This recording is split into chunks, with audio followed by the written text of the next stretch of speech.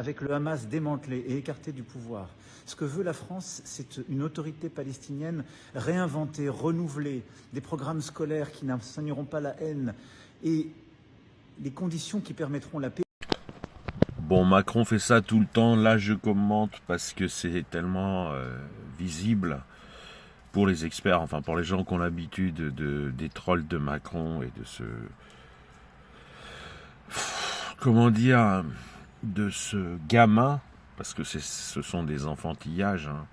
Beaucoup de gens le prennent pour Machiavel alors que c'est un terrible enfin c'est une personne qui a rien à faire là, voilà.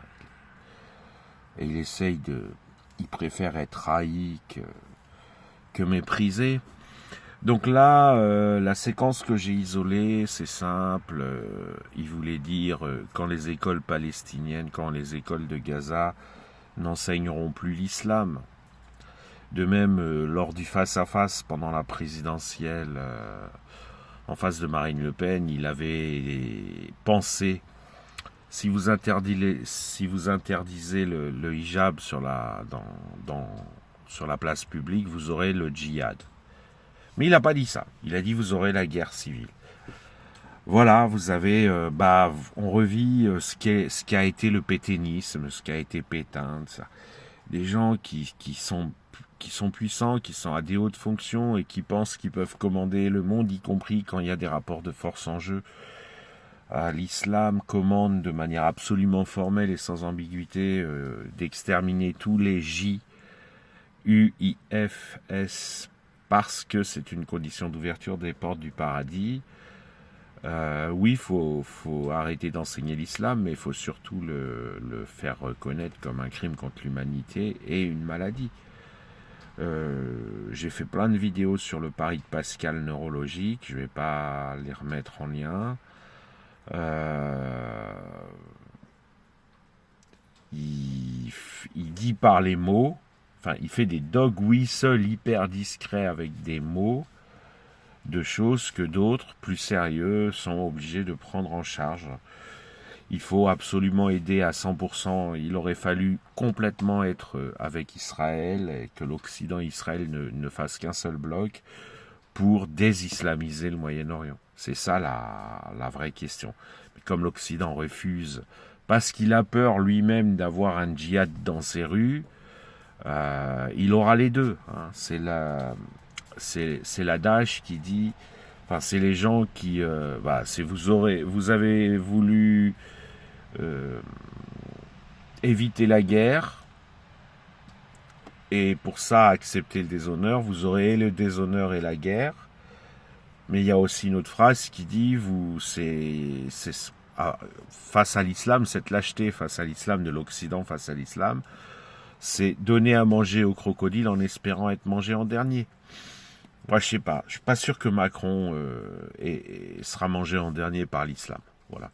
Je suis pas sûr que c'est dans cet ordre-là que l'islam va va exécuter les gens. Il va pas forcément aller taper sur d'autres que les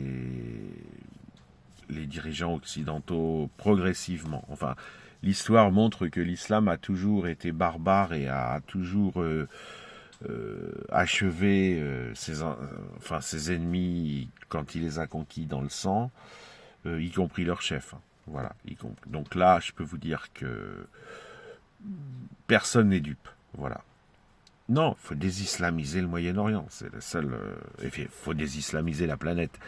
Mais si vous désislamisez le Moyen-Orient et que vous faites des efforts un petit peu partout dans le monde, vous pourrez désislamiser la planète. Mais pour ça, faut vraiment du courage. Et effectivement, c'est une guerre. Mais Macron, il préfère que l'islam, conformément à ces textes, termine la Shoah. C'est Karadawi qui a dit ça. Hein. Karadawi a dit mais Karadawi reprend exactement le paradigme islamique. Allah a envoyé Hitler pour commencer le travail et nous montrer l'exemple. Nous devons terminer le travail. Et c'est ce que fait aujourd'hui cette falsification qui consiste à avoir inventé une Palestine. Je rappelle que la Palestine, elle existe seulement, enfin, le concept, l'idée politique de Palestine n'existe que depuis les années 1980. Ça a été une vaste opération islamique qu'avant même, enfin, il n'y avait même pas de gens qui revendiquaient une Palestine, puisque ça n'existait même pas dans les esprits, c'était l'islam. Et puis ils ont trouvé astucieux de remplacer islam par Palestine dans les années 70-80 pour mener un djihad.